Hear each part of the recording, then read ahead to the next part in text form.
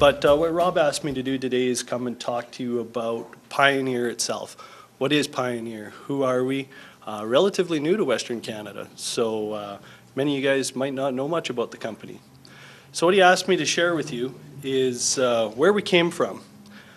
Our company was actually originally founded by Henry Wallace, an Iowa farmer who had a dream and a goal of ultimately increasing productivity, increasing profits at the farm level for farmers and farm customers themselves. So that was his goal and dreams 100 years ago.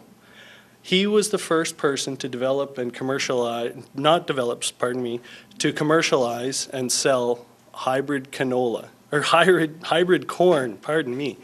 So he did not invent hybrid corn, but was the first business to actively promote and sell hybrid corn. Okay. And the base principles that we still live by, that he developed and created 100 years ago, is that we will develop the best products possible, and we will develop products that you, the customers, are demanding. So whether it's sclerotinia resistance in canola, earlier hybrids in corn, or earlier hybrids that fit Western Canada or earlier varieties of soybeans that fit Western Canada, we're looking to develop the best products possible for your farms. To deal honestly with you guys and fairly, you'll find that we'll be very competitive with anybody in the industry, whether it's any of our competitors, any of the retails out there. We will be competitive, and we'll be honest and fair with you as far as our stakeholders and the customers. We will rigorously advertise our products, but without misrepresentation. So you'll see, whether it be field signs, whether it be print ads, everything will be posted, win-loss in our trials. Everything is included in our data. We will not try and fleece you with something that's not true and honest to your area. And we will provide professional service, whether it's Dave Van Thine's agronomy service, the delivery services and professionalism that Rob will bring to your farm. Those are the 4 key principles that we operate by. So day to day, Pioneer lives by these principles, originally offered and developed by Mr. Wallace 100 years ago, and we still live by them. So what crops is Pioneer Hi-Bred involved in? You see the crops there. The ones in blue are ones that we work with in Western Canada. Crops also including inoculants, so that's your silage inoculants. There's a few crops there that we don't work with in Canada. Cotton, mustard, millet, hybrid rice, and sorghum. And in Western Canada, we don't have winter wheat here yet. It is an Eastern Canada product, but we do handle that product in Eastern Canada, and very strong market share. So Pioneer Hi-Bred, relatively new to Western Canada. We have been in Eastern Canada since 1946, but we do have a global reach. We're not just a small fly-by-night operation. If you see here the red squares around the world, the red squares represent research locations, and the yellow circles represent production facilities, so where we'll reproduce seed. And you just see the number of places that we do research and production around the world. So we have a network of research facilities we can reach out for the information that we need, and production facilities where we can increase seed all over the world at different times of the year to make sure we can accommodate what we need to provide for you guys at the farm gate.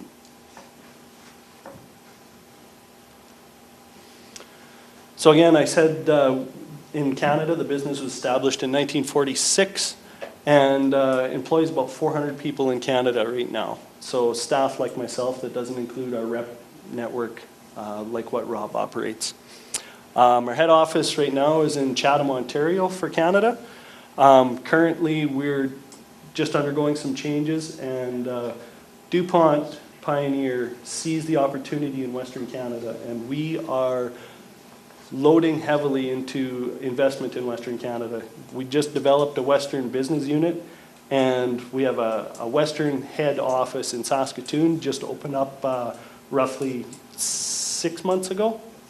And So we do have a Western head office. We do have production facilities in Lethbridge and in Chatham for the most part, for all intents and purposes. That's where most of our supplies come, whether it be corn or canola. The soybeans will come out of Manitoba. Research facilities, closest research facilities to us here in Saskatchewan would be in Moose Jaw is in Saskatoon. We also have research facilities in Edmonton and in Carman, Manitoba. So just to illustrate the investment in Western Canada, we are significantly putting a lot of money and investment into building facilities, hiring people, trying to build this business in Western Canada. Like I said, DuPont Pioneer sees huge opportunity in Western Canada. We don't have a big presence right now, but these 3 research facilities are the foundation of where we're going to be going with corn, canola, and soybeans in Western Canada.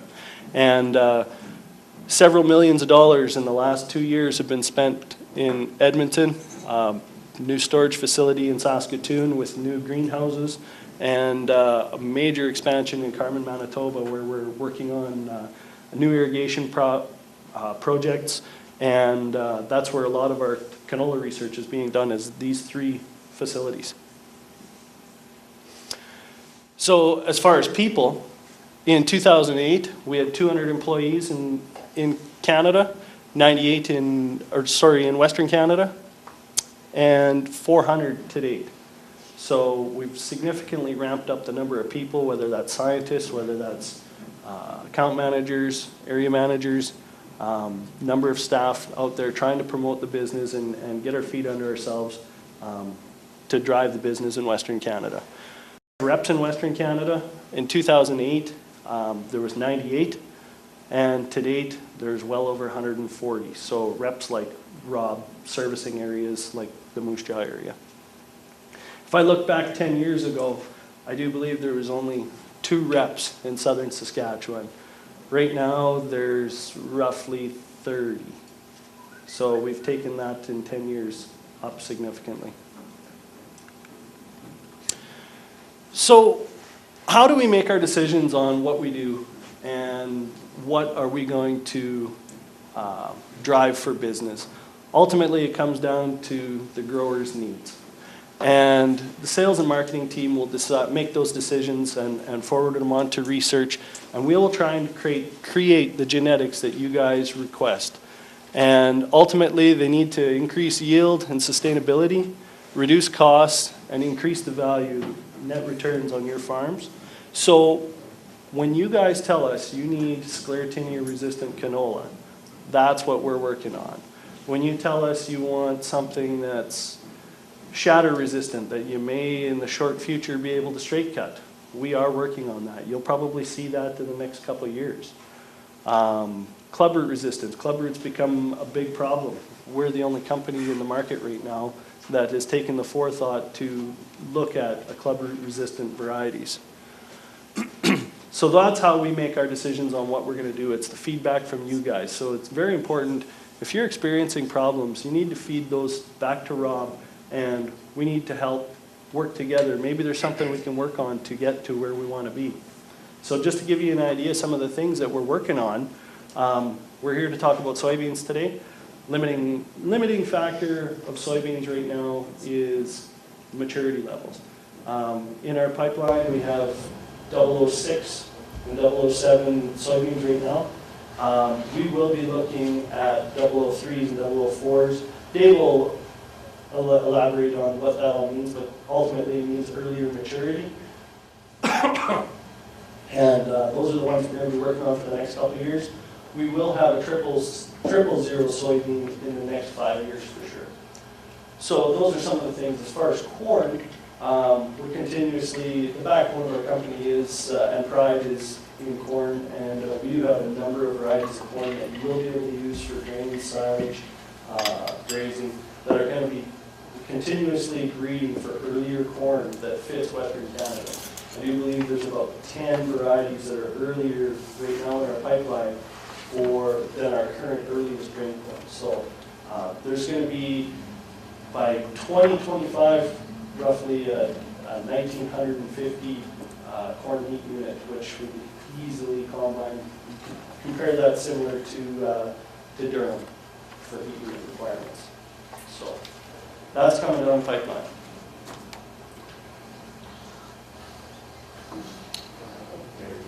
So we do have a certain responsibility in the areas that we operate. We do have a community investment program. We do invest into the local communities that we all reside in, all our reps, our account managers, and so forth. So in fact, Rob and Pioneer have actually made an investment in this very facility we're in today. Mosaic Stadium, Rob's made a commitment and an investment in this building, and so is Pioneer. As far as corporate memberships, we're involved in 4-H, the Canadian Seed Trade Association, and the Canola Council of Canada. So we do have a responsibility to agriculture in Western Canada. So finally, Rob just asked me to share with you some of the consistent sales tools that we've got year in, year out. We do have a program that we will offer internal financing for seed purchases or inoculant purchases through Pioneer. So it's a deferred pay program where you can basically submit an application just like you would for any other credit app, and upon approval you would be able to put your seed on this internal financing program, and it wouldn't be due until December 1st of the following year. And rates are basically prime or prime plus 1, depending on when you need to purchase. And for the most part, I think I find it very flexible. It opens up lines of credit, opens up cash flow for guys to operate with all the other things they've got going on the farm. Nice product. Use it myself, and it's very, very easy to attain the credit. As well, we have a quantity savings program that's very well suited to Western Canadian agriculture, large farms looking for better buys at a volume, and you can save up to from 1 to 14% off your invoice price just through volume. So no matter when you purchase, you can get up to 14%. And as well, every year we have an early savings program. So if you were to buy your seed through cash or through that deferred pay program that I mentioned, you could save upwards of 9% or 6% on the deferred pay program. And when you do take advantage of that earliest pay program, we will even offer you a little better interest rate on your deferred pay program. So if you're in on that first pay period, you're looking at a prime interest rate. I don't know too many other lines of credit or options that will give you that kind of value in credit. And through the second pay period, 6 and 3, and through the third pay period, which ends March 22nd, is 2%. So the additional, this is all additional to your volume savings program. So that's our base programs that we have available, and that's for everybody. Talk to Rob if you're interested in anything we have to offer. There's no sales final until Rob's happy. So at that covers off Pioneer. Any questions you'd like to know about Pioneer? What happens if in the fall you sign up for 500 acres of canola and then you decide, oh, we're only going to seed 100? How do you get your money back? Or? We would stroke you a check right back. Yep. All our inventory, whether it's soybeans, canola, if you purchase product from us and did not open the bags, did not to treat, or for whatever reason, we will take them back, no questions asked of whether or not you made a change in crop plan. No questions asked, we will give your money back and take that product back, provided it hasn't been altered or opened up. Talk about recropping or reseeding. So the reseeding, so I'll just use an example, is we just gone through this last year. Pretty tough spring, and a lot of acres of canola ended up having to be reseeded for whether it be mechanical error, flooding, whatever. What we would do in a situation if you had to reseed part of a field or a field is reimburse you for 50% of the seed value, which includes the technology use agreement that we have to pay to Monsanto. So if you had to reseed 100 acres, we would look after 50 acres of that clay. And And that's with all crops. and help find the right product. Yeah, I mean, ultimately, it's Rob's, mine, and Dave's responsibility to make sure that we're fitting you with the right product for the right acre. It's a philosophy that we live by, and we don't want to see you do the wrong thing. The right product for the right acre is always key. Anything else, guys? How current do you keep your seed lots? Do you, like, if they don't get used up, like, do you keep getting? So for corn and soybeans are very sensitive. We don't really reuse them. Canola is a little more flexible. It's a little more elastic. And what we will do if we have a certain amount of returned canola, some of it will be blended into new variety. But there's a minimum, Yeah, like 90 what? 95% is our minimum germination vigor on the sample. And which is really tough for us as sales reps because certain varieties are sold out right now. And we've tossed out stuff that's 92%. And maybe we could have used some of that, but it doesn't fit the corporate model that you never reach 95. So we just couldn't use it.